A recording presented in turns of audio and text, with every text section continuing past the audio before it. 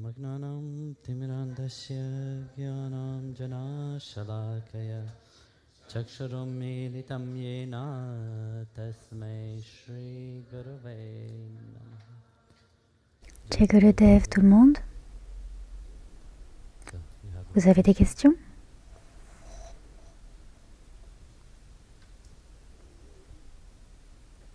Oui, derrière.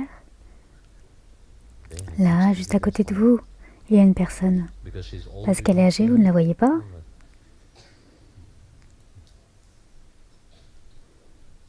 Jai Gurudev, Guruji, la parole du Gourou est la plus précieuse. Et nous faisons confiance à la parole du Gourou. Et nous pouvons être très reconnaissants d'avoir votre parole. Et c'est très précieux quand nous avons quelques mots privés de votre part. Mais vos paroles sont de différentes sortes, je dois dire. Et je ne veux pas parler de la parole de bientôt, mais quand vous dites quelque chose qui va être dans le futur, ou parfois quand vous dites quelque chose qui est sur notre chemin, comme quelqu'un qui dit qu'il n'a pas de sens, ou quelque chose que c'est juste une guidance ou quelque chose comme ça. Mais j'ai réalisé que notre mental est limité, comme vous le dites toujours. Parfois, nous sommes peut-être accrochés aux mauvaises paroles, même si nous faisons confiance à vos paroles. Nous ne voulons pas lâcher, peut-être que vous voulez juste déclencher quelque chose chez nous pour pouvoir avancer. Alors, comment pouvons-nous différencier ces mots? Comment pouvons-nous savoir que ces mots sont... C'est une question très longue. Oui. Vous voyez, le gourou, les saints, les sages, lorsqu'ils parlent, très souvent, les gens ne les comprennent pas. Les gens aiment ce qu'ils ont déjà entendu, ils aiment entendre les mêmes choses de façon continue. Si vous avez lu quelque chose et que le gourou vous dit la même chose que ce que vous avez lu, vous applaudirez. Bravo, le gourou est grand. Parce qu'il a dit les mots de ce que vous avez lu dans les livres. Mais si le gourou dit quelque chose qui est à l'intérieur de lui, et qui s'éveille à l'intérieur de lui, qui fleurit dans son cœur et qu'il le donne à l'extérieur, vous ne le comprendrez pas. Cela, vous ne pourrez pas comprendre. Vous ne comprendrez rien, car vous n'êtes pas aligné avec le gourou. Si vous étiez au diapason avec le gourou, même sans qu'il dise un seul mot, vous sauriez ce que le gourou veut dire, ce que cela signifie d'être un dévot, ce que ça veut dire de prendre refuge au pied du Sadguru. Ce sont des mots qui ne peuvent être parlés, prononcés, car ce qui émerge dans votre cœur est bien plus puissant que n'importe quel mot qu'on puisse dire à l'extérieur. Les mots de l'extérieur, vous ne voulez entendre que des choses que vous comprenez déjà, ce que vous comprenez déjà. Une fois, il y avait un saint. Il parlait tout le temps. Mais ses disciples ne pouvaient rien comprendre.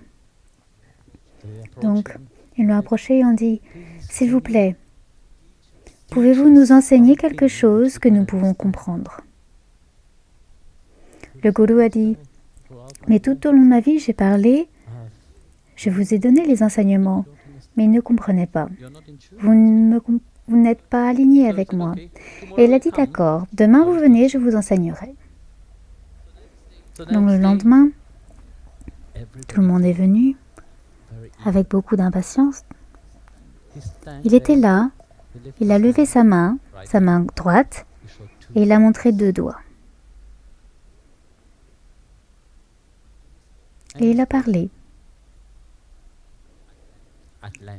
Tout du long, il a parlé pendant 2 heures. Et à la fin, Tout le monde a applaudi. Oui, super. Et ils sont tous partis.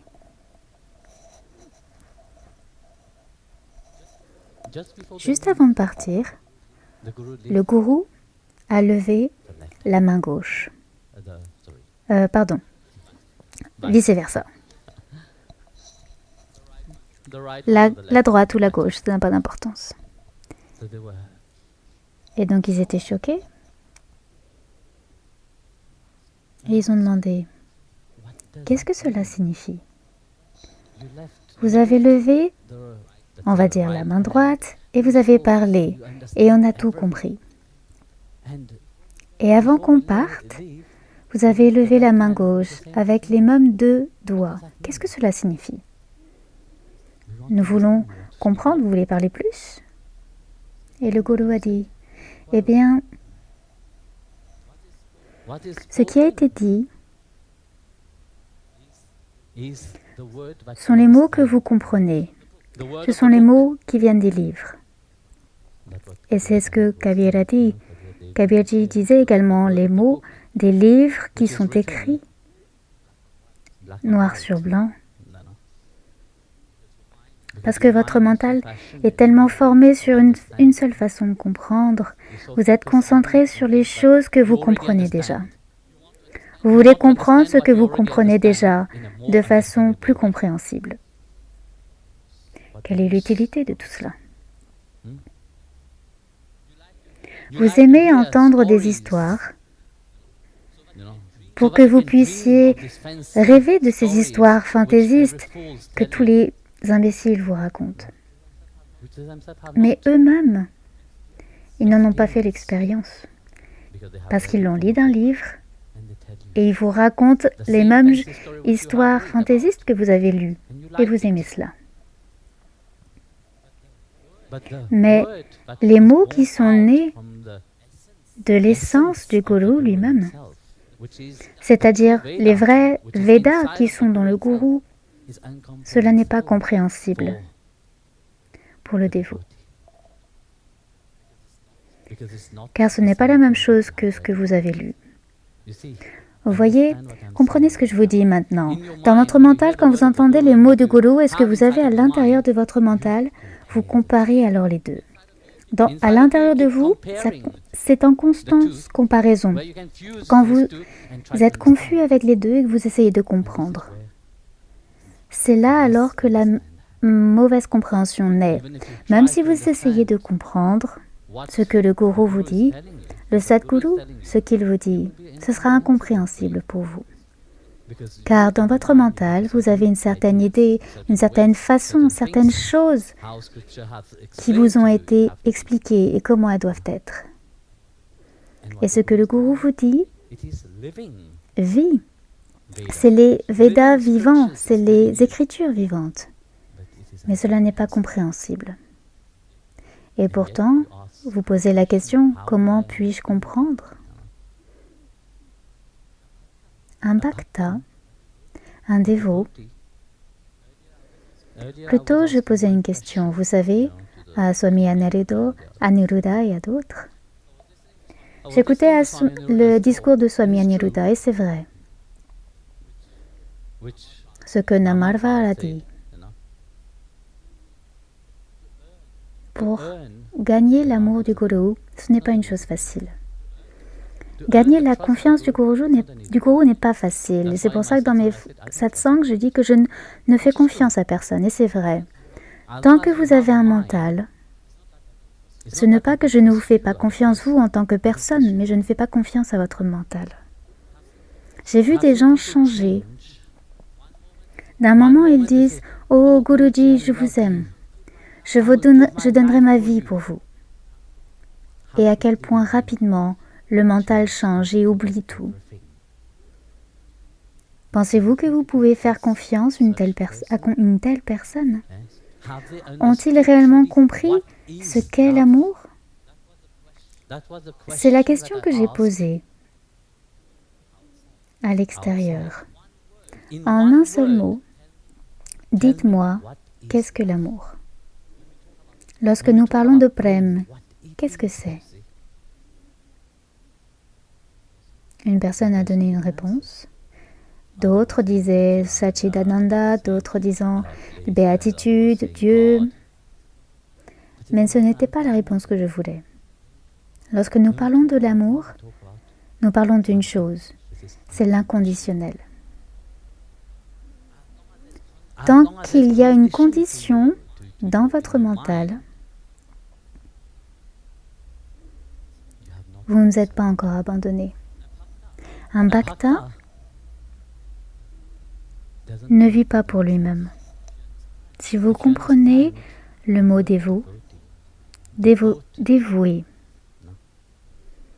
vous êtes dévoué au Sadguru, vous êtes dévoué à Bhagavan. Vous n'êtes pas dévoué à votre propre ego.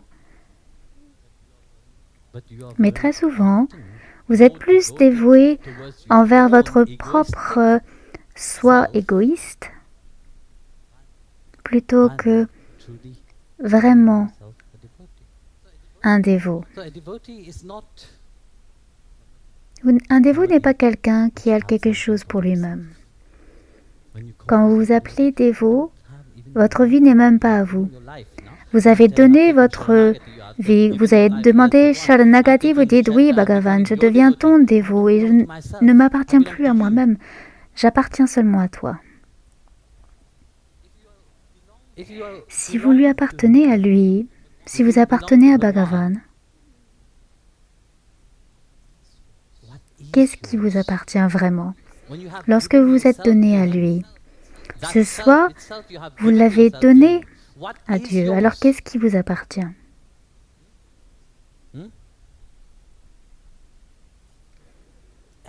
Tout ce qu'il vous a donné est l'acceptation totale, que ce soit bien ou mauvais. Cela vient de lui. Et c'est l'état de quelqu'un qui a complètement transcendé cette nature égoïste. Et lorsqu'ils ont pris refuge et qu'ils s'appellent réellement dévots, bhakta, telle est cette nature. Je racontais une histoire que j'ai lue. Je pense que j'ai raconté cette histoire il y a quelque temps de cela, assez longtemps. Il y avait une fois un dévot du Seigneur Krishna. Et ce bhakta, tout ce qu'elle faisait, elle allait récupérer l'aumône, demander l'aumône, et tout ce qu'elle recevait, elle l'offrait à Krishna. Tout ce qu'elle cuisinait, elle l'offrait à Krishna. Ce qu'elle mangeait, elle l'offrait à Krishna. Ainsi, les gens pensaient qu'elle était un petit peu coucou. Et dans le villageois, les villageois l'appelaient, disaient d'elle qu'elle était folle.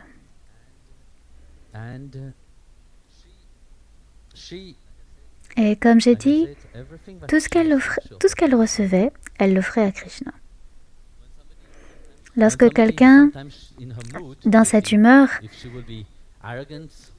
si elle avait de l'arrogance, elle l'offrait également à Krishna. C'est à toi, Seigneur, prends-le. Et lorsqu'elle était en colère, elle le donnait également à Krishna.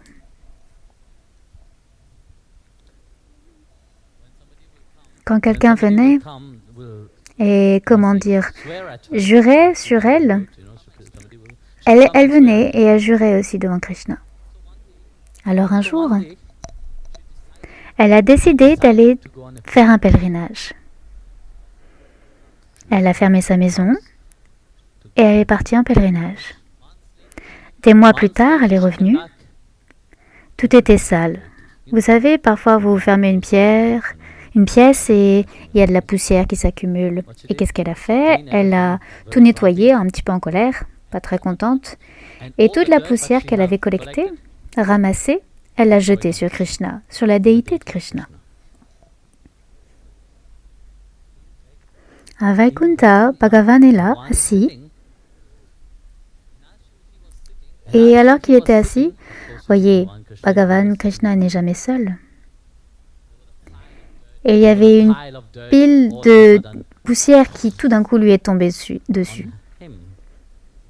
Alors, Bhagavan, plein de poussière, ils ont demandé à Bhagavan, qui ose jeter autant de poussière sur toi? Et Bhagavan n'était même pas en colère. Il était joyeux, il était content. Qui ose envoyer cela? Et il a dit, c'est cette vieille femme, cette femme folle du village, c'est elle. Mais comment? Tout le monde vous offre de l'amour, des fleurs, quoi que ce soit. Mais elle t'offre tout ce qu'elle t'offre vient à toi. Et Bhagavan a dit oui. Lorsqu'elle m'offre des fleurs, je les reçois. Lorsqu'elle m'offre toute la colère, cela également m'arrive. Son arrogance, c'est pareil. Tout ce qu'elle m'offre, avec bhog, avec du riz, quand elle m'offre de ladou, cela aussi m'arrive. Et lorsqu'elle m'offre la poussière, cela aussi me parvient. Et j'accepte tout ce qu'elle me donne par rapport à la bave dans laquelle elle est. Cette humeur dans laquelle elle fait ses offrandes, pour elle, Krishna était tout. Et pour Krishna, elle était tout.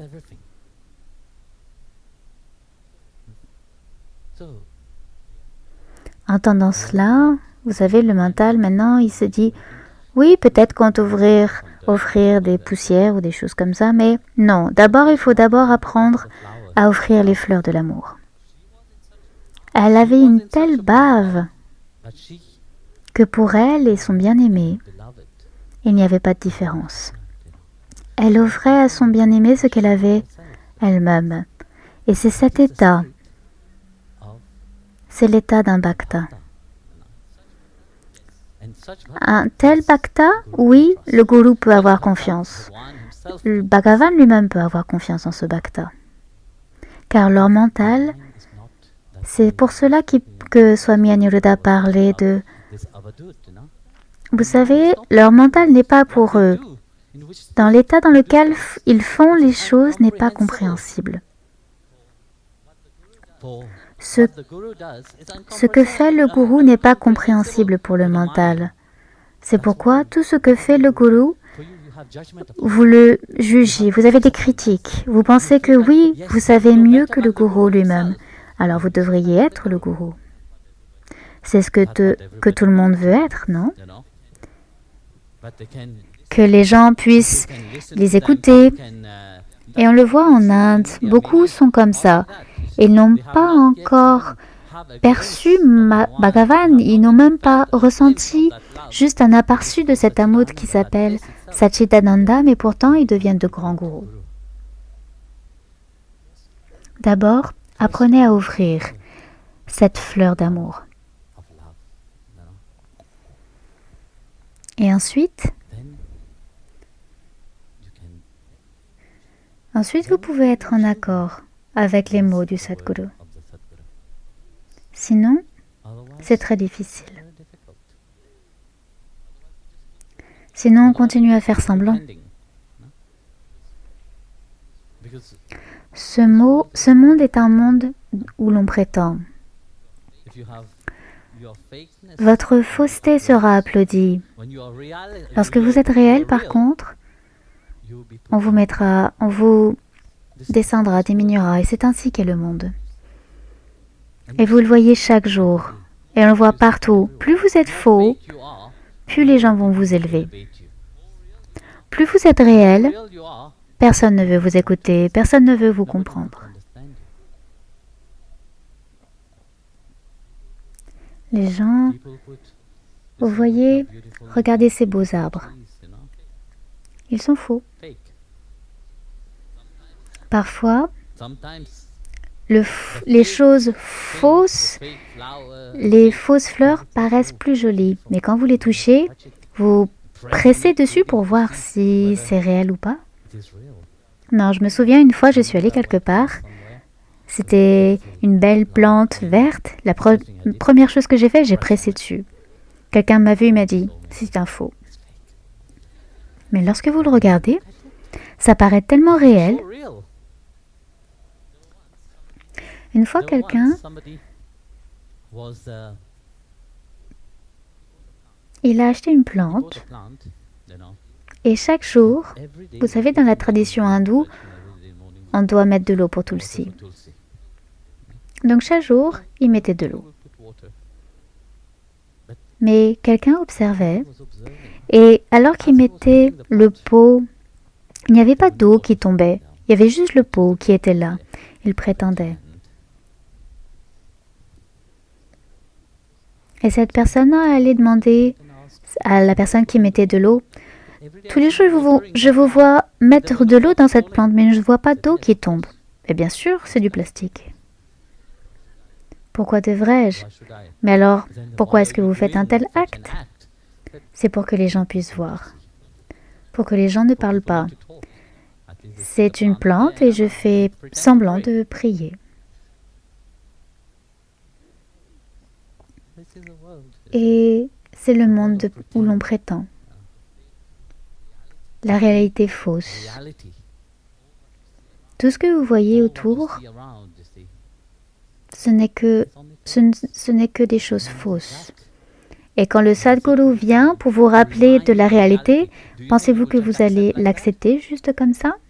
Non. D'abord, le gourou doit dire les mots que vous comprenez.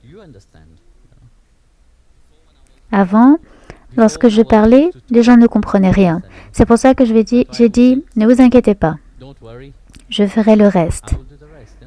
Même cela est difficile aux gens de comprendre. Lorsque vous dites à quelqu'un de ne pas vous inquiéter, il s'inquiète encore plus. Pourquoi est-ce qu'il a dit de ne pas s'inquiéter? Quelqu'un vient, très malade. Ne vous inquiétez pas, ne vous inquiétez pas. Je vais gérer, Bhagavan va gérer. Et maintenant,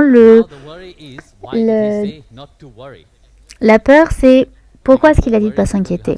Ils sont encore plus inquiets de ne pas s'inquiéter. Au moins ces deux mots, vous avez compris? S'abandonner au Sadhguru, il sait comment faire. Mais c'est un mystère. Et je le vois et je dois parler. Je dis des choses que vous comprenez, dans un langage que vous pouvez comprendre. Petit à petit, parler un langage, c'est comme nourrir un enfant.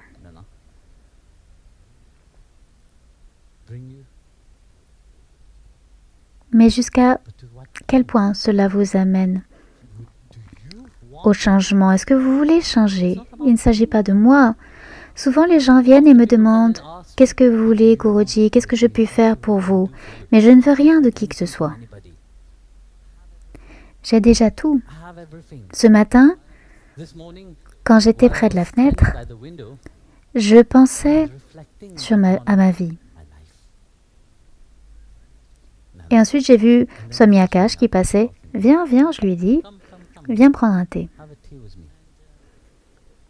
Et je pensais, lorsque j'étais à l'île Maurice, là-bas, est-ce que j'ai déjà souhaité venir en Europe? Non. Est-ce que j'ai jamais voulu avoir des dévots? Non. Est-ce que j'ai voulu avoir un ashram? Non. Tout cela s'est juste produit, comme lui le voulait. Et je pensais à cela même maintenant. Est-ce que je veux toujours des dévots? Non. Est-ce que je veux... Comment dire? Est-ce que je cherche de l'argent? Non, je ne suis pas intéressée. Est-ce que je suis intéressée dans quelque chose? Non, je n'ai pas d'intérêt.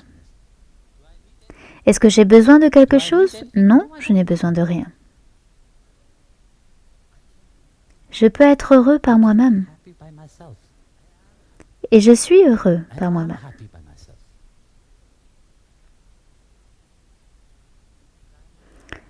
Ce que fait le Sadhguru,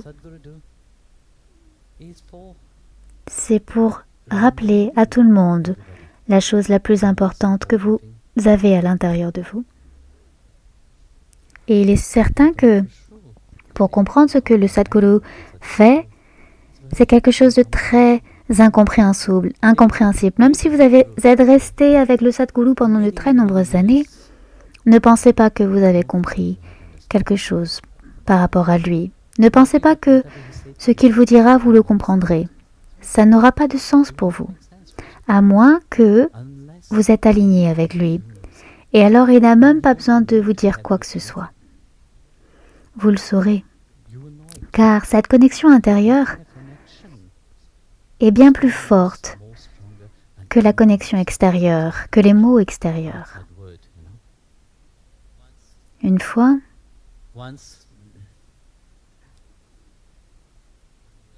lorsque nous voyagions dans le sud de l'Inde, nous avons visité un ashram. Il y a un ashram de Ram Surit Kumar. Et on était assis là-bas avec une Mataji et elle racontait une belle histoire. Donc cet homme était comme un mendiant. Il y a plein de saints et de sadhus là-bas, vous savez, et il mendiait chaque jour. Même s'il avait plein de dévots, tel était son chemin. Il était toujours à chanter le nom de Ram, dans les endroits où c'est le Seigneur Shiva qui est vénéré. Parce que le Seigneur Shankar et Ram sont toujours ensemble. Et il y avait un moment où il empilait des pierres d'une certaine façon. Et il allait ensuite mendier. Et lorsqu'il revenait, il attendait encore et ensuite il retournait faire ses affaires. Et c'était incompréhensible pour ce dévot. Pourquoi est-ce qu'il fait cela? Alors, cette Mataji, je ne me souviens plus de son nom, je crois que c'était Yashoda. Un jour, lorsqu'il est parti, elle a pris tous les pierres et les a mis dans un coin. Et lorsque Ram Suri Kumar est revenu et l'a regardé, il est devenu enragé. Il s'est mis à lui crier dessus. « Tu ne sais pas ce que tu as fait. » Comment est-ce que je sais ce que j'ai fait? Pour moi, ce ne sont que des pierres. C'est la constellation. Vous avez bougé quelque chose dans l'univers divin. Vous avez bouleversé les façons normales. Et elle était choquée. Comment est-ce qu'elle aurait pu savoir cela? Et vous voyez, il y a une grande différence entre un disciple et un dévot. Pour un disciple, juste un simple mot voudra tout dire. Pour un dévot, vous pouvez parler encore et encore, mais ils ne comprendront rien. Car ils ne sont pas encore alignés avec cet amour du Guru. Ils sont toujours sur le chemin. Et c'est pourquoi, vous voyez, pour comprendre le gourou, c'est très difficile. Ce que le gourou peut dire pour vous ne veut pas dire la même chose. Une question que quelqu'un posera, ce ne sera pas la même question pour une autre personne. Pour lui, vous lui avez dit cela et pour moi, vous avez dit quelque chose d'autre. Mais oui, mais vous êtes deux personnes différentes. Vous avez deux niveaux de spiritualité différentes, alors comment vous parlerai-je de la même façon? S'il y a un très bon docteur, les symptômes peuvent paraître identiques, mais les deux personnes, le métabolisme est complètement différent. Et la médecine, la dose sera également différente. Et comment comprendriez-vous cela? C'est très difficile. Donc, Jai Gurudev.